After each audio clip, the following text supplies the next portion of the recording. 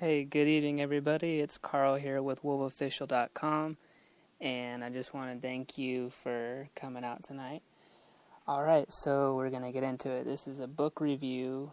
I just want to start off by saying that I love to read books. I absolutely love to read books. I learn so much from them, and I'm not the one to really sit down and crack open the book and read it as much as I actually download the Audible app from the iTunes store, and then I'll listen to the Audible soundtrack of the book where they're just basically talking about the book.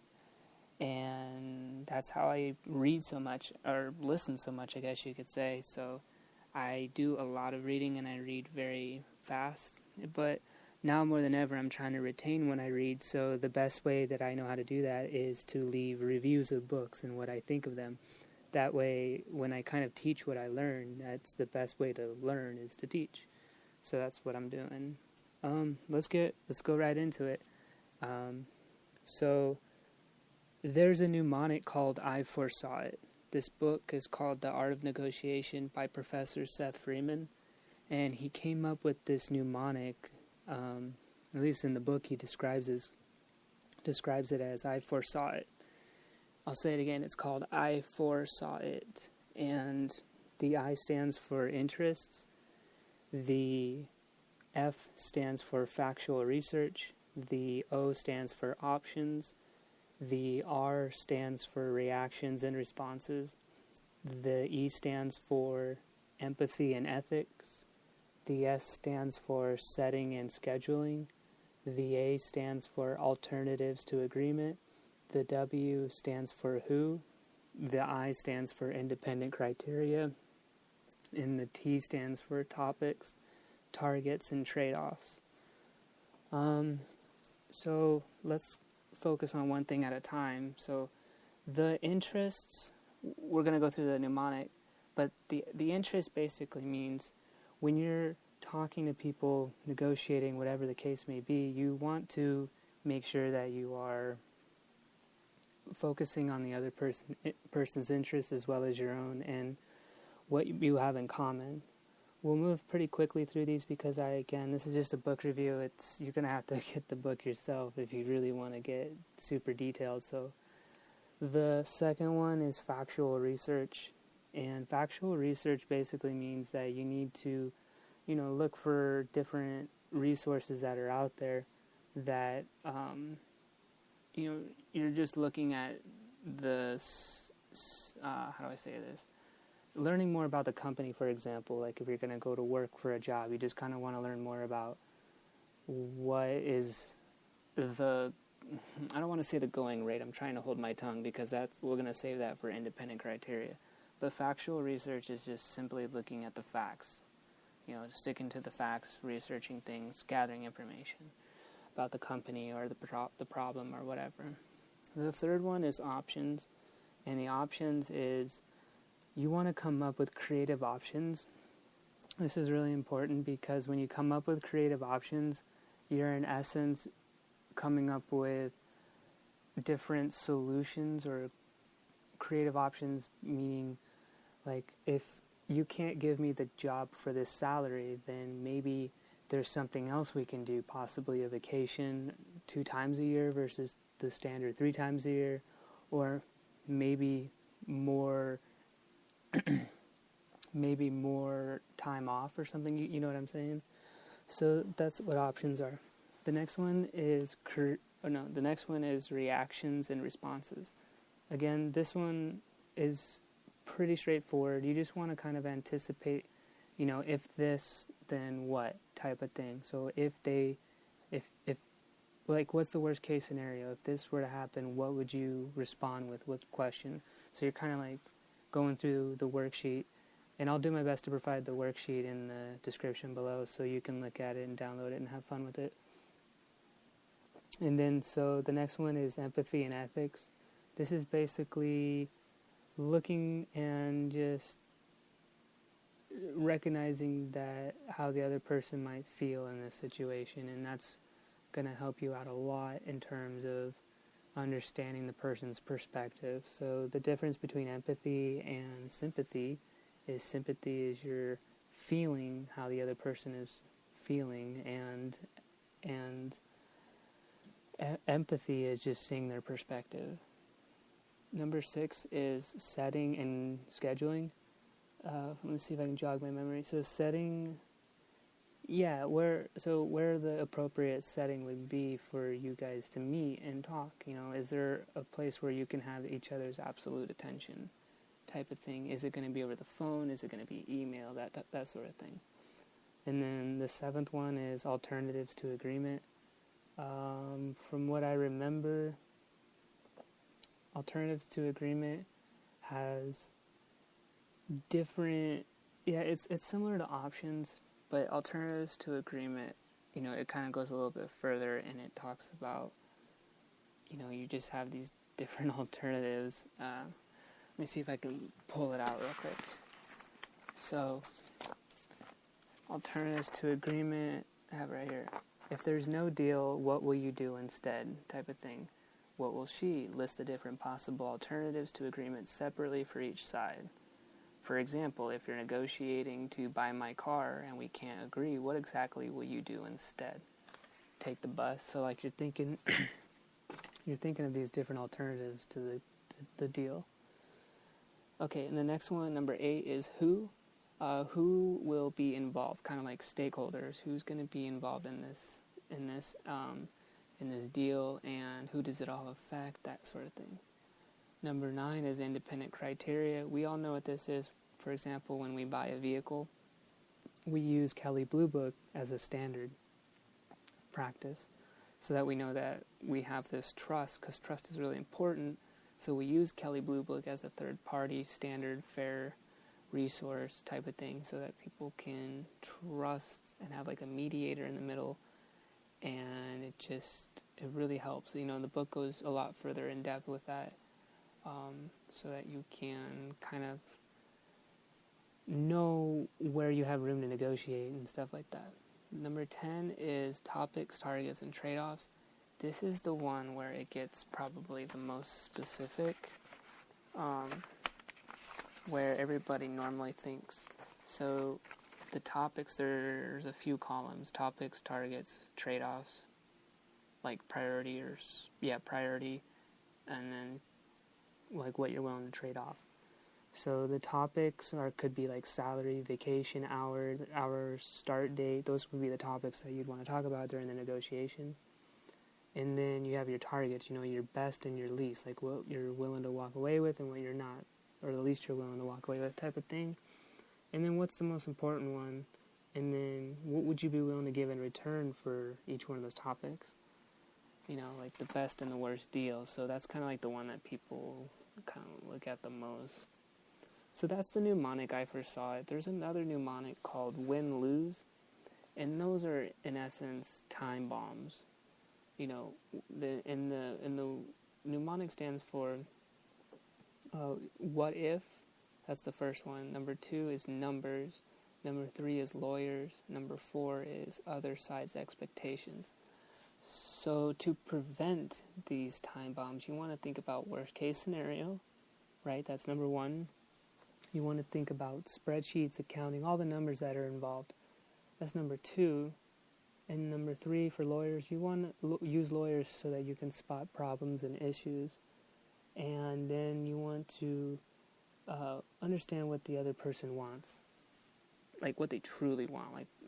So a lot of times the partnerships don't always work out and that sort of thing. And then you kind of want to make sure that it is that like what they really want, so they're not going to gyp you later.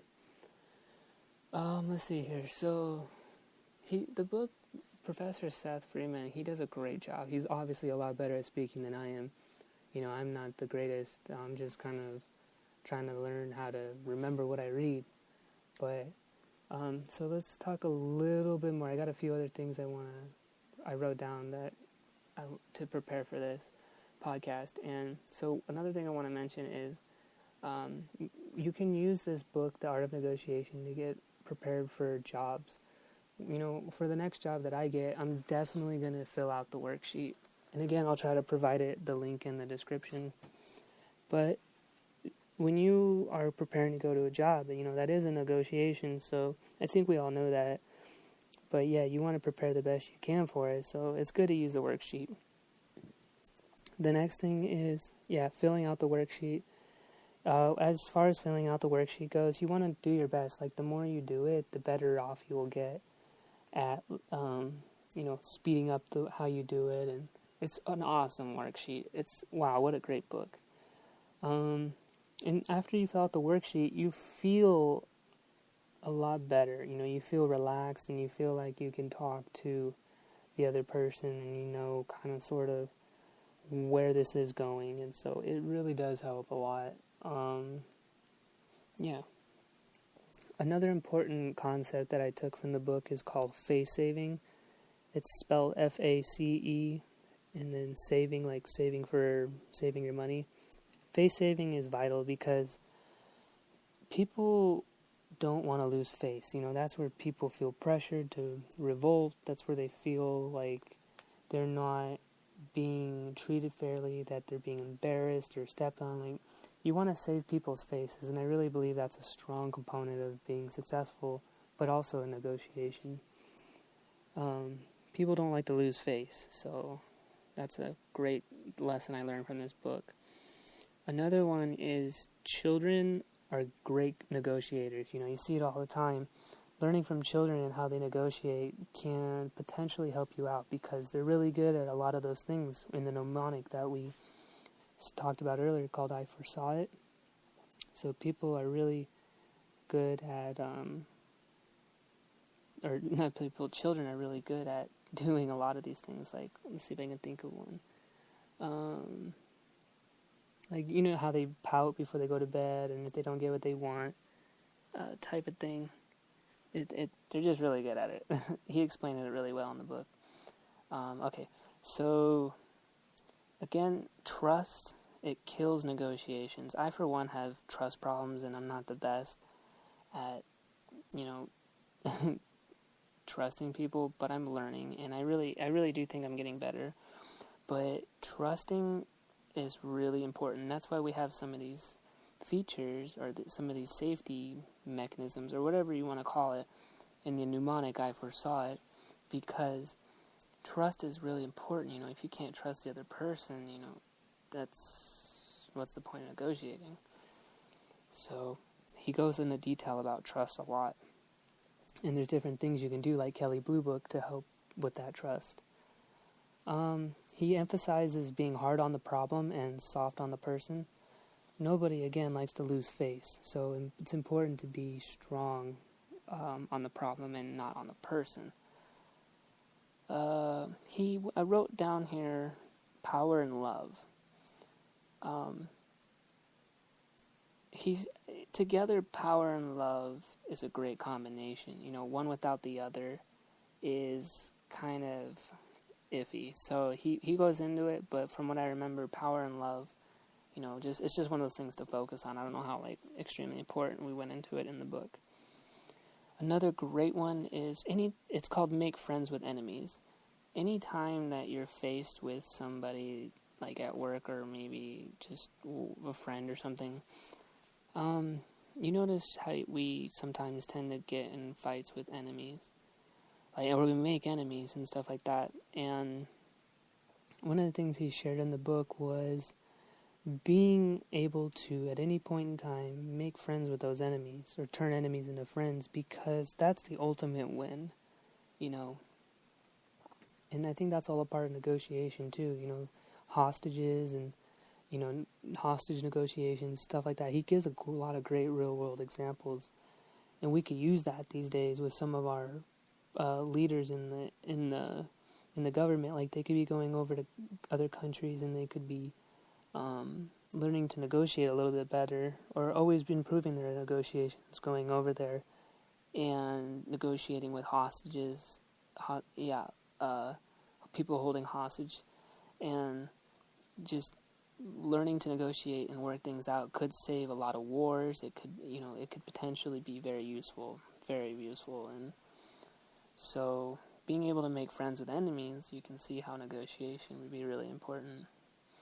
So that's kind of it for this book. I know we're hitting about 15 minutes now, but like, I'm it's like 2:12 in the morning right now. I'm not extremely tired. I'm just, I just got done working on a song, and I don't know, I've been thinking a lot lately that life is short, we all have these times where like, it's just super short, and I'm no different than you, I have my moments where I'm sitting in my room all by myself, just looking up at the roof, and thinking to myself, what do I really want to do with my life? And it's important to, you can be great at one thing or you can be great at a lot of things. And my hat's off to people who are great at one thing, but I have so many things I love to do. And I'm always trying to get my message out there through, podcasts, my blog posts. So I understand, it might be hard sometimes, but don't ever stop learning. Keep reading books. If you can, make a podcast, create one. It's super easy. I use Spreaker, and it's great. And I get to review books, because I read a lot of books, and I like to teach others like what I learned from the book. It's not easy. Sometimes I get tired and I don't want to, but I know I gotta do a book review because, it helps me learn, We talked about that. But, in other news, I'm going to start creating, I'm going to make a feature on my blog where, at wolfofficial.com, where people can, instead of like having to read the blog post, I'm going to create a Spreaker show where it's called a Wolf Official blog post, and they can just click play, and I'm going to actually read the blog post to them. So like if they're driving or whatever, it'll be easy for them, and it'll say something like, tired of reading,